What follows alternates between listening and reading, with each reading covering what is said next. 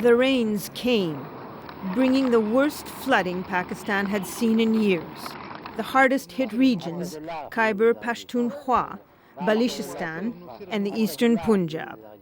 The authorities say that over 1,400 people have died, and millions have had to move to higher ground to escape the rising waters.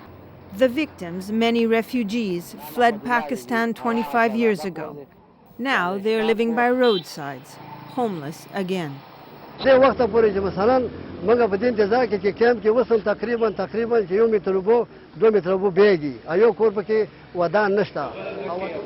UNHCR distributed over 6,000 tents and 2,000 essential items to some of the worst affected families.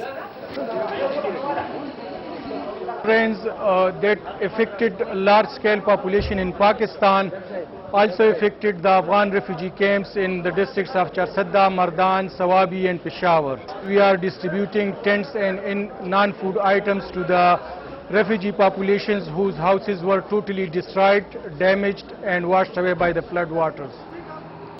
The floods have washed away roads and scores of bridges, making access to those in need difficult. This Pakistani family was stranded on the roof of their home until they were rescued by boat. Now they too are living on a motorway near Peshawar.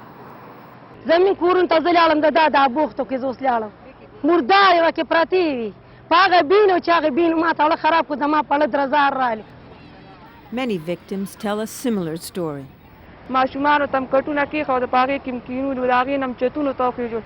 The